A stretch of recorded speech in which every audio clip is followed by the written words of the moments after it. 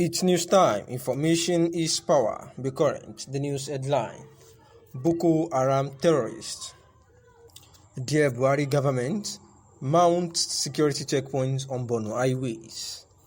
Areas where the checkpoints were mounted by the terror group include Marabankimba, Amobulin, Wajiroko, Gada, and Sambongari, all located along Dambwa Biu Road. Militants from the Islamic State-backed faction of Boko Haram, the Islamic State West Africa Province ISWAP, formerly known as Jamhat al-Sunnah, lead Dawa, while Jihad have mounted roadblocks in some parts of Borno State. Areas where the checkpoints were mounted by the terror group include Marabankimba, Amobulin, and many of that have been read above. South sources said that the insurgents have been checking on travelers' IDs to fish out security operatives traveling in Mufti, which is daring considering how much effort the administration of President Muhammadu Buhari said it had put into ensuring security in the northeast. The ISWAP, which split from the mainstream Boko Haram in 2016, has become a dominant group focusing on military targets and high-profile attacks, including against aid workers. Since the death of JAS leader Abubakar Shekau, the group has been consolidating its grip in locations around Lake Chad. Just recently, it appointed Wali Sani Shuwaram, a 45-year-old, as the new leader Wali of ISWAP in Lake Chad. The sect's membership has swollen with the defection of hundreds of Boko Haram fighters under Shekau. The Nigerian army has repeatedly claimed that insurgency have been largely defeated and frequently underplays any losses. In the past month, soldiers have been targeted by the insurgents who lay ambush on their path. Hundreds of soldiers and officers have been reportedly killed since January 2021.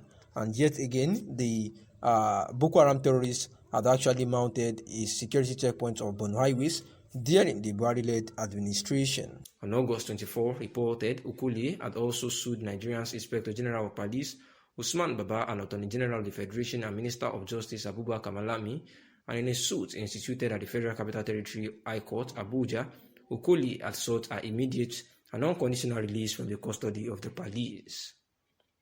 Straight to the adjourned case of Mazi Nnamdi Kanu to sometimes in January 2022, 19th of January, it has been said that the Justice Binta Nyako had yet again adjourned his case to January 19, 2022. On Wednesday, he protested the refusal of the Department of State Services (DSS) to allow some lawyers access into the Abuja Federal High Court. DSS brought Kanu into the court at about 9:52 a.m. The secret police had barred lawyers, journalists, and traditional rulers from entering the court building as his trial resumed. DSS also denied delegates of the Igbo traditional rulers access to the building. The traditional rulers are in Abuja in solidarity with the IPOB leader, whose late father was an AZ in Afarawuku Umaya, the Abia State capital. Kanu is being tried before Justice Binta Nyako led court by the Nigerian government for charges bordering on terrorism. He was arrested in June, Kenya, and repatriated to Nigeria. The Kanu's lawyer had actually lamented being locked out of court, and the lawyer, Bruce Finn, that is the American lawyer, had actually threatened to take up the case to the international court. Where on Wednesday, addressing journalists outside the court premises, the visibly infuriated lawyers said that they have lost trust in the ability of the court to deliver justice and would therefore take the case to an international court. I do not think we are going to continue with this court, and most likely we are going to take it out from here. By the virtue of what transpired today, I do not think we still trust in the ability of the court to deliver justice in this case, one of the lawyers, known as Ifeanyi Ejiofor, had said, complaining that today was the 5th time I was told I could not enter the courtroom, despite the court's previous order that Nnamdi Kanu could have access to any 3 persons he wanted to. Another lawyer, Bruce Finn, lamented. It is clear 5 times that they are targeting me in particular, and that is the reason why this proceeding cannot transpire today. I am here to tell Nigerians that I am taking this to the international tribunal. It is clear that the Nigerian courts are compromised, Finn added. following the refusal by the operatives of the Department of State Services (DSS) to allow some of them access into the courtroom. Some other lawyers who were within the courtroom staged a walkout. Consequently, Justice Binta Nyako had actually adjourned the case now to January 19, 2022. That the governors aren't bothered about possible conflicts that may mar the Anambra governorship election, but are deeply concerned about how to take political power by all means by winning the Anambra governorship seats by hook or crook.